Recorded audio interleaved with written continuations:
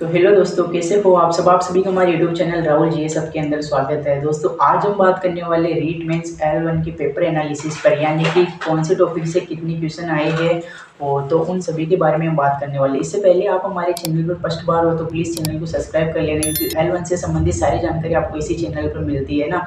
तो चलिए वीडियो को स्टार्ट करते हैं। और ये वीडियो 2 पार्ट में होने वाला है, क्योंकि 300 नंबर का हमारा पूरा पेपर होता है, जिसमें 150 क्वेश्चन होते हैं और बहुत सारे भाग है, अलग अलग है ना। तो हम इसमें जो फर्स्ट वाला सबसे बड़ा भाग होता है ना, कला संस्कृति इतिहास भूगोल, और उसके बाद सेकंड वाला होता है शैक्षिक परिदृश्य। तो ये दोनों पार्ट हम नेक्स्ट वीडियो में करेंगे अब।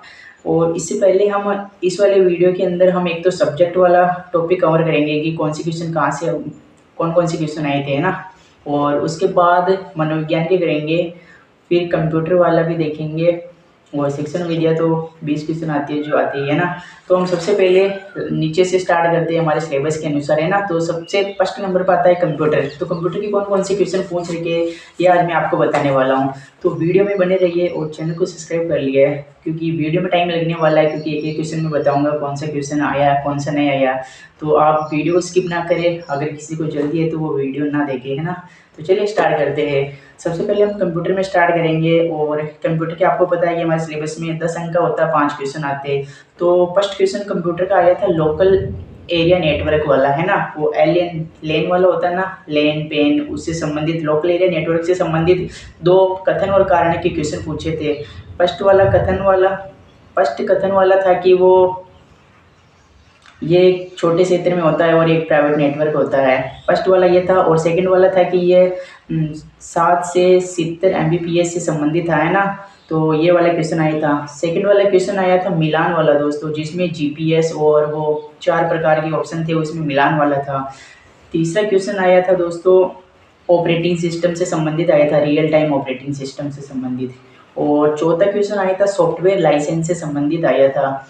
और पांचवा क्वेश्चन हम देखते हैं कि पांचवा क्वेश्चन आया था कंप्यूटर के सामने बैठते समय दूरी क्या होनी चाहिए आंखों और कंप्यूटर के बीच में, है ना। ये वाला क्वेश्चन आया था। तो उसमें राइट आंसर था 19 से 24 इंच। ये वाले सभी 5 क्वेश्चन कंप्यूटर के हो गए। कंप्यूटर के बाद हमारा सिलेबस के अंदर आता है मनोविज्ञान। तो मनोविज्ञान 20 नंबर की आती है और 10 क्वेश्चन आती है। तो हम 10 ही क्वेश्चन को देखने वाले कौन कौन से क्वेश्चन आए थे ना। सबसे पहले आया था हमारा बुद्धि वाला क्वेश्चन। तो बुद्धि वाले में आया था कि MA/CA इंटू 100 करके वो एक सूत्र वाला क्वेश्चन आया था। तो ये सरली क्वेश्चन आया था, ये बुद्धि वाले टॉपिक से आया था, है ना। और उसके बाद आया था दोस्तों रेमंड केटल वाला आया था व्यक्तित्व से संबंधित। उसमें 16 पीए प्रश्नावली किसने दी, ये वाला क्वेश्चन पूछा था रेमंड केटल वाला। उसके बाद थर्ड क्वेश्चन दोस्तों आया था शैक्षिक मनोविज्ञान किससे संबंधित, यानी कि इसके कथन और कारण में 2 कथन और कारण पूछ रखे थे। तो ये वाला क्वेश्चन आया था शैक्षिक मनोविज्ञान वाला। उसके बाद चौथा क्वेश्चन आया था दोस्तों बांडुरा वाला। जो बांडुरा ने वो 4 सिद्धांत दिए थे ना, अटेंशन, रिटेंशन, प्रोडक्शन और मोटिवेशन। तो इन चारों को मिलान वाला नहीं, इसको कालक्रमानुसार जमाने वाला आया था, है ना। पहले कौन सा आएगा फिर कौन सा आएगा, इस प्रकार से। फिर पांचवा क्वेश्चन आया था दोस्तों अधिगम से संबंधित। अधिगम के बारे में कथन और कारण 2 दे रखे थे, उनसे संबंधित आया था, है ना। फिर बात करते हैं छठे क्वेश्चन की। तो छठे क्वेश्चन आया था दोस्तों अधिगम अशक्तता से संबंधित। वो था ना दृष्टि बाधित, अति सक्रियता, वो 4 ऑप्शन थे। तो ये वाला आया था अधिगम से संबंधित। अधिगम से वाले टॉपिक से 2 क्वेश्चन आए थे। फिर क्वेश्चन नंबर 7वां आया था दोस्तों सृजनात्मक परिसरण वाला। वो 4 वैज्ञानिकों के नाम दे रखे थे, इन्होंने कौन कौन से सृजनात्मक परिसरण का निर्माण किया था। ये वाला क्वेश्चन आया था दोस्तों, है ना, सृजनात्मक परिसरण से संबंधित।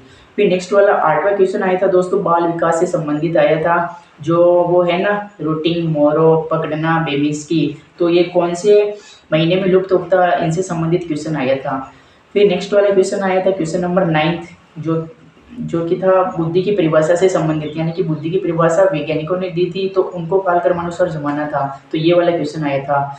और 9 क्वेश्चन हो गए। उसके बाद लास्ट क्वेश्चन आया था दोस्तों जीन पियाजे के संज्ञानात्मक विकास से संबंधित आया था। वो संज्ञानात्मक विकास में 4 अवस्था बताई थी ना, संवेदी प्रेरक, पूर्व संक्रियात्मक, मूर्त संक्रियात्मक और औपचारिक वाली।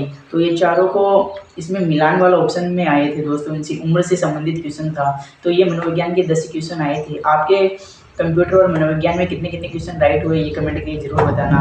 अब दोस्तों हम बात कर लेते हैं शिक्षण विद्या की। तो देखो एक एक टॉपिक निकालना बहुत मुश्किल है ना। और शिक्षण विद्या की तो आप खुद ही देख लेना, 20 क्वेश्चन आते हैं। आपको बताया कि प्रत्येक सब्जेक्ट के 4-4 क्वेश्चन आते हैं। तो शिक्षण विद्या को इसमें मैंने शामिल नहीं किया है। बाकी उसके बाद हमारे सिलेबस में आती है दोस्तों सब्जेक्ट आती है हमारी 50 अंक की, यानी कि एक सब्जेक्ट 10-10 अंक की, और एक सब्जेक्ट के 5-5 क्वेश्चन आते हैं और 5 सब्जेक्ट है।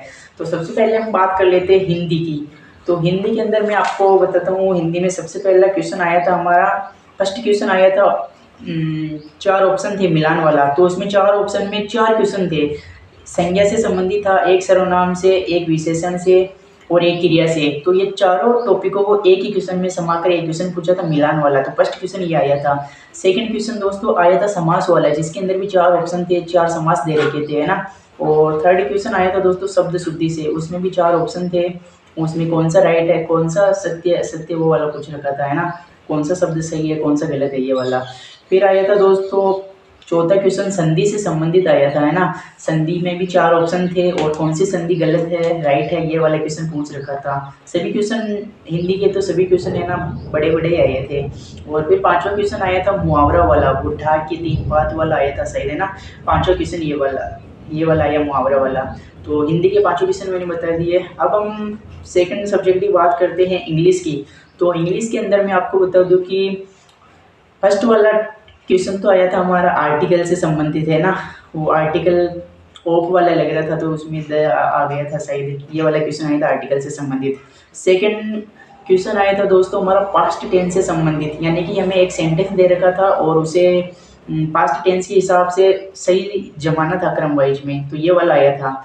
और तीसरा क्वेश्चन आया था दोस्तों ईडियम प्रोवर्ब से आया था। ईडियम प्रोवर्ब में 4 ऑप्शन दे रखे थे, मिलान वाला ऑप्शन आया था, बहुत ही अच्छा क्वेश्चन आया था ईडियम प्रोवर्ब्स वाला, है ना। और उसके नीचे ही आया था दोस्तों ये 1 वर्ड वाला क्वेश्चन आया था, पॉलीग्लॉट वाला, है ना, वो बहुभाषी से संबंधित ये वाला क्वेश्चन आया था। पांचवा क्वेश्चन भी आया था टेंस से संबंधित, वो जो क्वेश्चन डिलीट हो गया था, है ना, टेंस से संबंधित था। तो ये इंग्लिश के भी मैंने 5 क्वेश्चन बता दिए। उसके बाद हम थर्ड सब्जेक्ट की बात करते हैं, वो है मैथ, है ना। तो मैथ के अंदर फर्स्ट क्वेश्चन आया था ब्याज से संबंधित आया था, है ना, चक्रवृद्धि ब्याज का क्वेश्चन था शायद। और फिर एक संख्या पद्धति में से था वो अंक गणित से संबंधित 2 कथन कारण वाला क्वेश्चन आया था, ये वाला, है ना। और सेकंड बता दिया मैंने। थर्ड क्वेश्चन आया था एलसीएम से संबंधित, एक एलसीएम वाला क्वेश्चन आया था। और चौथा क्वेश्चन आया था हमारा 3D से संबंधित आया था। चौथा क्वेश्चन 3D के सारे सूत्र कर्ण ग्राफ शंकु आए थे, इनके सूत्र वाला था और मिलान वाला था इसमें, है ना, ये 3D के अंदर।